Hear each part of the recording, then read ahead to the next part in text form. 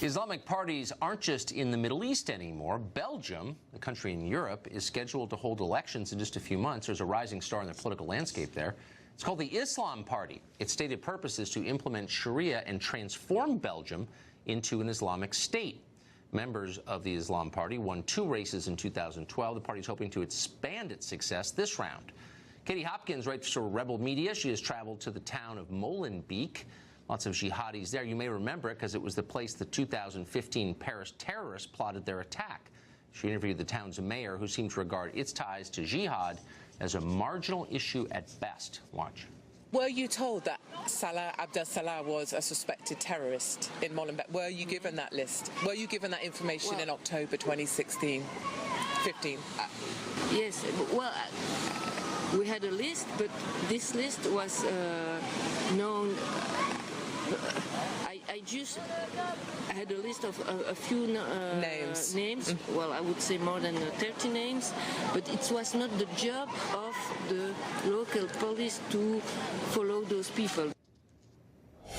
Not my job, she said. Katie Hopkins joins us tonight. Katie, that's unbelievable. Are we misreading that because of the language barrier? Did the mayor just say it's not her job to keep track of dangerous people in her community? Absolutely. She's the mayor of Molenbeek. She's been there for about 6 years or so now. She was given the name and the location. He ran a bar in the town of the coordinator of the Paris attacks, where 130 were killed, 415 were maimed. And when I said to her, you had that list, you had his name, you did nothing, she said, it's not my job. It was not my job to do something. And of course, this is part of the problem in the jihadi capital of Europe, where I've just spent 3 days, is that politicians turn a blind eye because they are dependent on the voters who are Muslim and they want their support. So it's a demographic thing. I mean, at a certain point, you become captive to the people who are changing your society. That's absolutely right. You know, what I've just seen, I've spent 3 days walking the streets of Molenbeek. It's known as a place that other reporters won't go because it's 80% Muslim. There's a lot of Sunnis there, a lot of Salafists, a lot of Shiites, very hardcore kind of religious individuals. But you've got a triumvirate, the perfect storm of a lot of unauthorized mosques, particularly controlled by Iran, and money flowing in. You've got one type of population, 80% Moroccan heritage Muslims.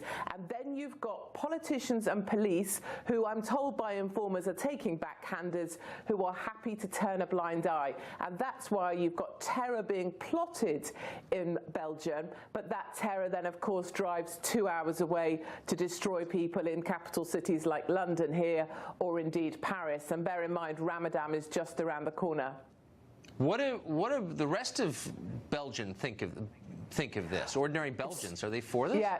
It's so interesting. Obviously, there's a great deal of white flight. I walk through, I think you have images and stills there, the marketplace. I was the only woman with my head uncovered. Everybody there is in a burqa. The Islam Party that are putting up 28 candidates in September, they want segregated transport, segregated living, and they want halal everywhere and Sharia. And I can see it coming. So there's a massive white flight. And academics and teachers and certain individuals will tell me their truths. They will tell me there are unauthorized mosques, that the teachers are giving up hope, that people want to move out, but they don't want to be seen to be saying that because it goes against the liberal narrative.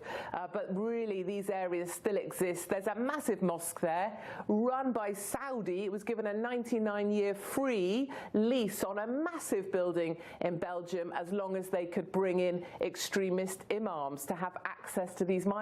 And then we wonder why we end up living with the jihadis next door. Is this a permanent situation? Are these people residents, citizens of Belgium? I mean, is it temporary? No, it's not temporary at all. They have citizenship. 95,000 people live in Molenbeek. About 85% of them are Moroccan heritage, but they are French nationals, often Belgian born. But what's so interesting, in talking to a teacher today who didn't want to be on record, she was saying that her teaching colleagues find that no matter what, how many generations in they are, 3 generations in now, they always have one foot still in Morocco. And that's very very much the point that she made. Those old Islamic and Muslim traditions matter more than any European heritage they may have. Amazing. Not the Belgium most of us think of. Katie Hopkins, thank you very much for that. Thank you, Tucker.